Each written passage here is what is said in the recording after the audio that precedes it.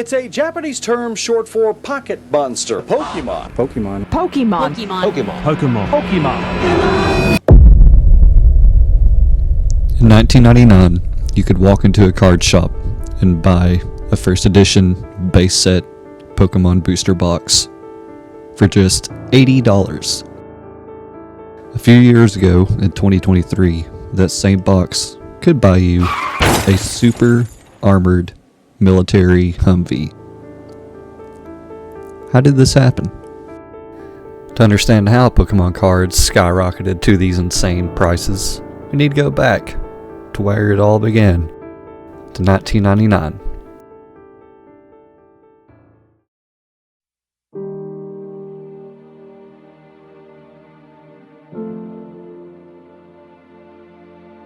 It all started in 1999 when Wizards of the Coast brought Pokemon cards to the West.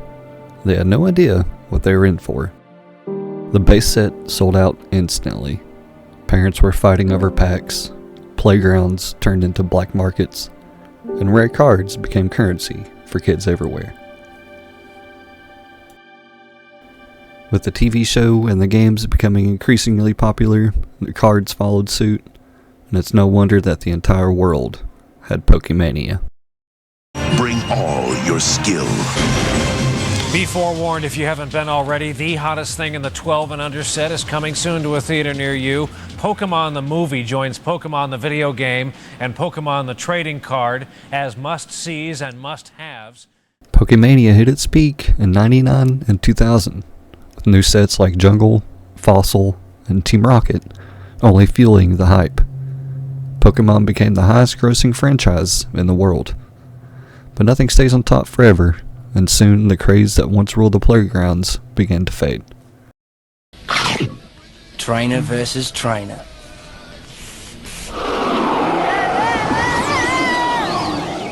When the Pokemon cards were first released, you might think that they were always cheap and fully available, but no. Listen to what this card shop owner had to say.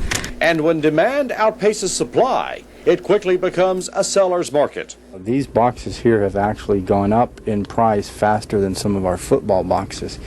This one box there has tripled in price, so it's caused the price of the packs to go from about $2.99 all the way up to currently at about $6.99. In just a month? Less than a month, about a week and a half to 2 weeks. In California, these things are $12 a pack. $12 a pack. So, with the rising prices, the amount of people walking out of the stores empty-handed also started to rise. Suddenly kids weren't the ones buying packs anymore. The collectors and resellers were. Stores raised prices, and the casual players who made Pokemon cards a phenomenon started walking away. The magic of pulling a rare card was fading, and for many, it just wasn't worth it anymore.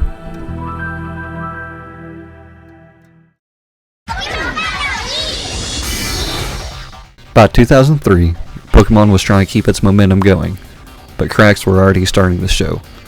To keep players engaged, Nintendo introduced the e-reader, a device that can let you scan special Pokemon cards and unlock mini-games on the Game Boy Advance. On paper, it was a great idea. Scan a card and you could play some mini-games with that Pokemon.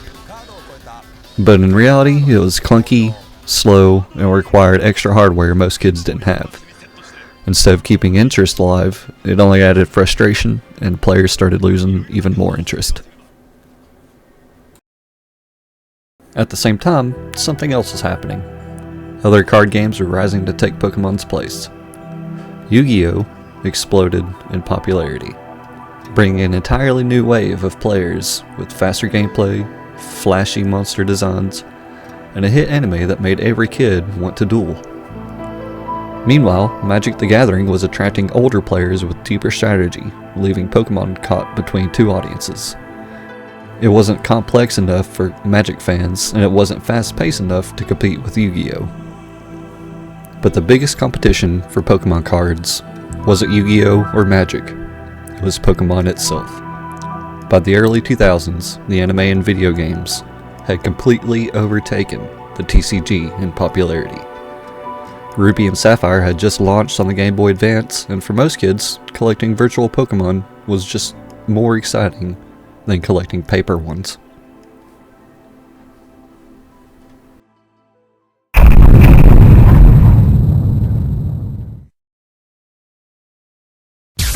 Journey beyond, where powerful dragon Pokémon rule. Pokémon trading card game EX Dragon Frontiers.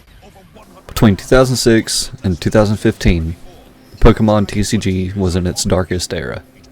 New sets kept coming, but the excitement wasn't there. The early 2000s generation had grown up, and newer kids weren't as hooked. Card values plummeted. Shops struggled to sell them, and collecting was at an all-time low. At the same time, Pokémon as a franchise was still strong. The video games were selling, the anime was still running, but the TCG, for many, it felt like a relic of the past. And then, a light at the end of the tunnel. On July 16th, 2016, Pokémon Go launched. And just like that, Pokémon was everywhere again. Millions of people flooded the streets, searching for Pokémon in the real world, reliving the magic they first felt as kids. Nostalgia hit like a tidal wave, and it wasn't just the games that benefited.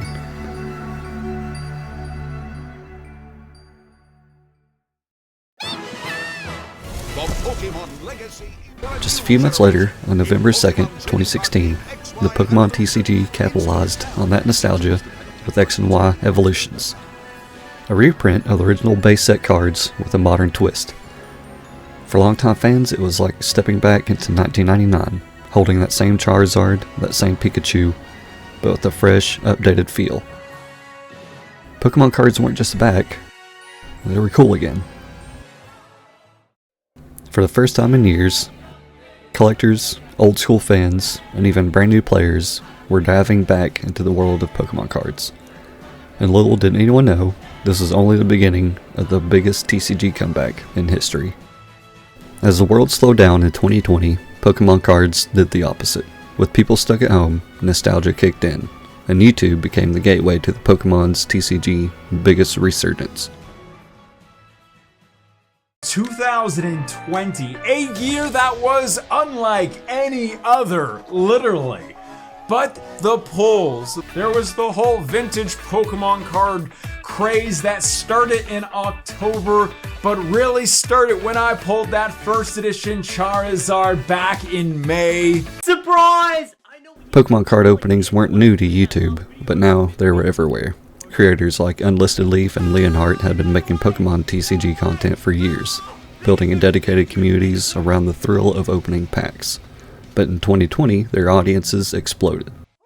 More and more people were rediscovering their childhood collections, watching live pack openings, and hunting for rare cards alongside their favorite YouTubers. Even outside of YouTube, the demand for Pokemon cards hit insane levels. Prices surged, stores couldn't keep packs in stock, and scalpers cleared shelves overnight. Collecting had changed. This wasn't just about childhood memories anymore. High-profile buyers, including celebrities, started treating Pokemon cards like investments. What was once a playground pastime had now become a big business. Graded cards, investment strategies, million-dollar auctions. Pokemon TCG was no longer just a game, it was a market. No running! No running!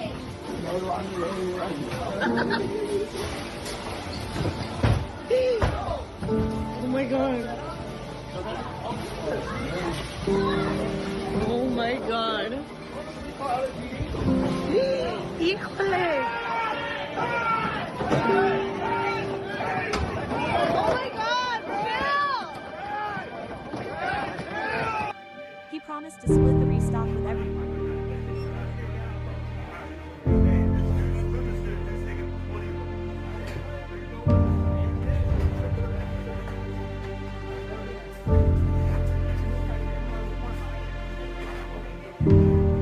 Takes everything as soon as it hits the shelf.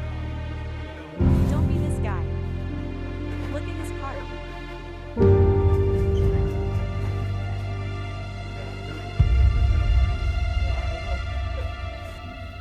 In 2025, the Pokemon TCG has exploded far beyond what anyone could have ever imagined.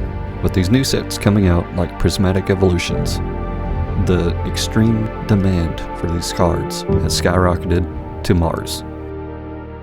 So, is this just another boom before the bust, or are we entering Pokemon's greatest era yet?